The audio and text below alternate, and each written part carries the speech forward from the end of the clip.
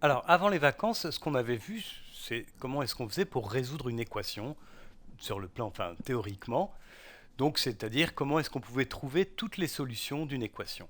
Et on avait vu qu'en fait, ça fonctionnait comme la balance, comme une balance de Roberval, dans laquelle on gardait l'équilibre. L'égalité, c'est l'équilibre. Et que donc, l'objectif, c'était de transformer notre équation pour arriver à l'écrire comme ça. Bon, ici, j'ai donné un exemple pour arriver à isoler x et à écrire à la fin x égale une valeur, donc avec d'un côté uniquement x et de l'autre côté uniquement des nombres. Et on avait vu que pour cela, on pouvait faire comme si on manipulait des plateaux d'une balance pour garder l'équilibre. Donc on pouvait ajouter ou soustraire la même quantité aux deux membres de l'équation, donc des deux côtés du signe égal, multiplier ou diviser aussi les deux membres par la même quantité. Donc ici, par exemple, bon, là, je commence à réécrire l'équation, 3x plus 2 égale 8. Là, je vais me débrouiller pour mettre tous les x d'un côté et tous les nombres de l'autre. Donc pour ça, je soustrais 2, puisqu'il y a ce 2 ici, donc je soustrais 2 des deux côtés. Ensuite, je fais les calculs.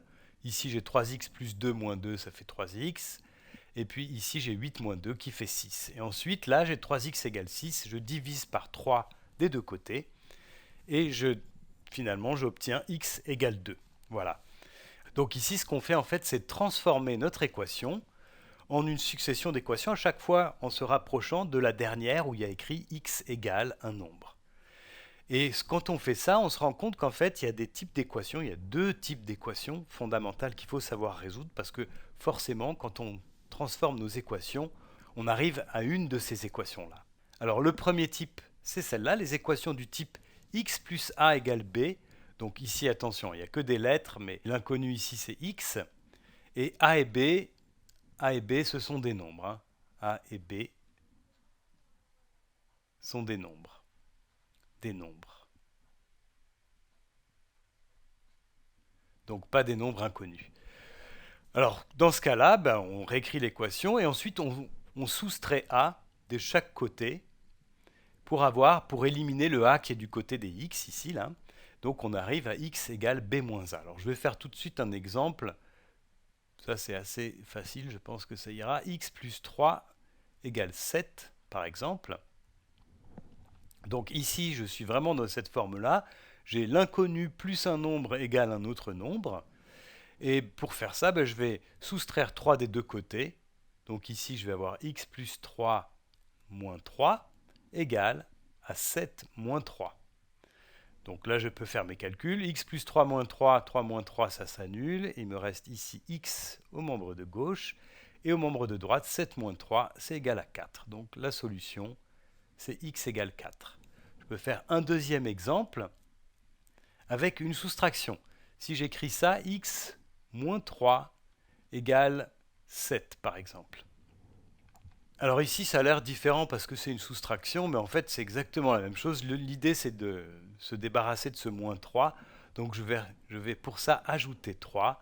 Donc je vais faire x moins 3 plus 3 égale 7 plus 3. J'ai ajouté 3 des deux côtés, ici et là. Et du coup, là, j'ai x moins 3 plus 3. De côté là, à gauche du signe égal, il me reste x. Et à droite, il me reste 10. Voilà. Alors, juste une petite remarque. C'est vraiment le même système que cette équation-là avec un plus, hein, parce que je pourrais très bien écrire ça. X moins 3, c'est x plus moins 3. Donc mon équation, je pourrais la voir comme ça. X plus moins 3 égale 7. Et du coup, je peux soustraire moins 3. Soustraire moins 3, ça veut dire, alors je vais l'écrire comme ça, x plus moins 3 moins, je soustrais moins 3, donc c'est moins 3 égale 7 moins 3. Donc ici, plus 3, moins 3, moins 3, ça s'annule. Il reste effectivement x, et de l'autre côté, 7 moins 3, ça fait 7 plus 3, ça fait 10. Donc ça, en fait, ça, c'est exactement la même chose que ça. Voilà. Alors ça, c'est assez facile à comprendre, je pense. Il y a un autre type d'équation qu'on va devoir savoir résoudre, c'est celui-là. on arrive très souvent à quelque chose comme ça ici. A fois x égale b, c'est un nombre fois l'inconnu égale un autre nombre. Ici, a et b sont des nombres aussi. Et donc x, c'est l'inconnu. Sont des nombres. Et donc ici, ce qu'on fait, bon, on réécrit l'équation ax égale b, a fois x égale b, ça se lit comme ça.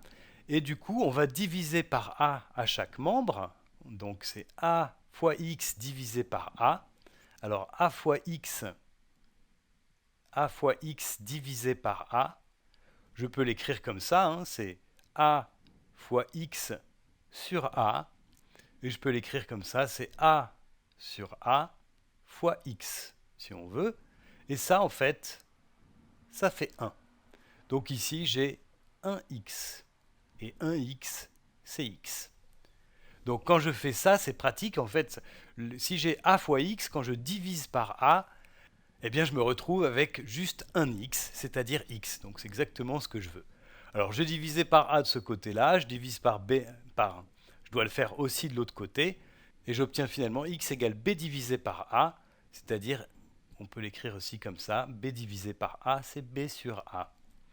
Alors ici, j'ai dit qu'on divisait par a, et en fait, ça veut dire que la même chose, une autre manière de dire, c'est qu'on multiplie par l'inverse de a. On multiplie par l'inverse de a. Alors, je vais le faire ici. Quand j'ai a, je vais l'écrire comme ça, quand j'ai a x égale b, je vais multiplier des deux côtés par l'inverse de a. L'inverse de a, c'est 1 sur a.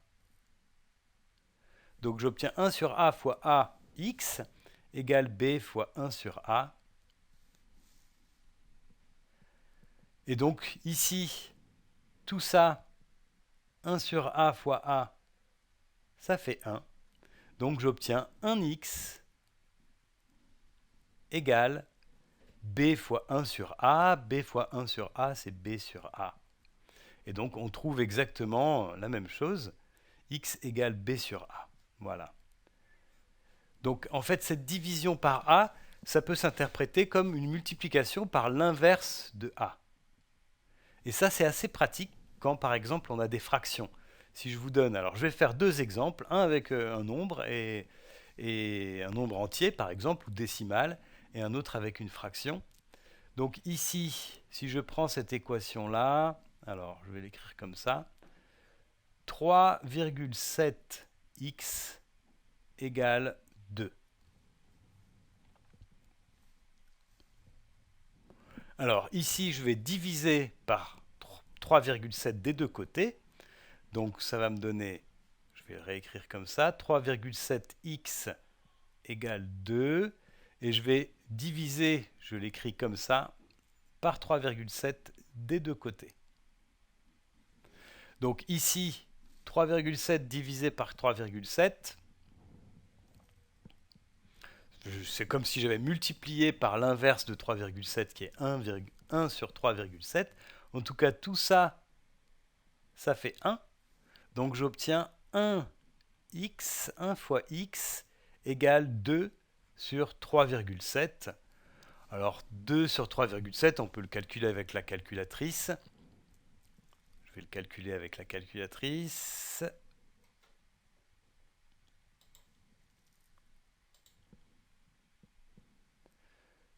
« 2 divisé par 3,7.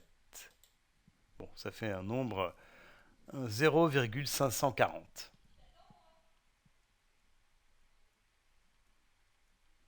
Voilà. On aurait pu trouver une fraction, une valeur en fraction ici, pour avoir une valeur exacte. Et je vais donner maintenant un autre exemple. Alors, je vais faire celui-ci.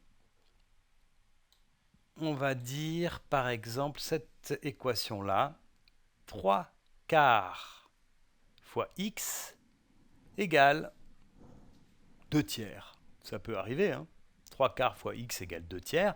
Alors là, évidemment, je peux soit me dire, bon, ben, 3 quarts, c'est un nombre, je peux diviser par 3 quarts. Alors, je vais diviser par 3 quarts. Donc, je vais réécrire ça comme ça. 3 quarts de x égale 2 tiers. Et puis là, je vais diviser par 3 quarts des deux côtés. D'accord? Alors, maintenant, 3 quarts divisé par... Quand on divise par 3 quarts, en fait, ça revient à multiplier par l'inverse. Donc, 3 quarts de x multiplié... Alors, je vais l'écrire plutôt en bleu. C'est multiplié, même, je dois diviser par 3 quarts, ce qui revient à multiplier par l'inverse de 3 quarts. Et l'inverse de 3 quarts, c'est 4 tiers. Voilà. Alors ça, c'est vrai du côté gauche et au côté droit. J'ai 2 tiers divisé par 3 quarts. C'est aussi 2 tiers multiplié, je vais le faire en bleu, multiplié par 4 tiers. Donc ici, ce qui se passe, c'est que ça, je peux le réécrire, le membre de gauche, je peux l'écrire comme ça. Je peux faire les multiplications dans l'ordre que je veux. Donc j'ai 3 quarts fois 4 tiers fois x, en fait c'est ça qui est écrit ici, égale 2 tiers fois 4 tiers. Alors là, je vais directement faire la multiplication. C'est 2 fois 4 sur 3 fois 3. Et ici, ce qui se passe, c'est que ça, 3 quarts fois 4 tiers, eh bien ça fait 1. 3 quarts fois 4 tiers, c'est une fraction multipliée par son inverse. Quand je multiplie un nombre par son inverse, ça fait toujours 1. Et effectivement, là, ici, on peut voir que tout se simplifie. Donc, il me reste x égale 2 quarts fois 3, 2 fois 4 pardon, sur 3 fois 3, c'est-à-dire 8 sur 9.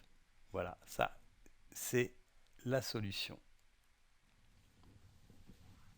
Alors voilà, ça c'est la technique de base pour résoudre ces deux types d'équations, là, les équations qui s'écrivent comme ça, a fois x égale b, on vient de voir, et puis celle qu'on a vue tout à l'heure, je vais l'écrire plutôt comme ça, x plus a égale b. Donc ça c'est un nombre fois l'inconnu égale b, et là c'est l'inconnu plus un nombre égale un autre nombre. Voilà, ces deux équations-là, c'est fondamental, ces deux types d'équations. On en aura de toute façon besoin quand on va résoudre d'autres équations.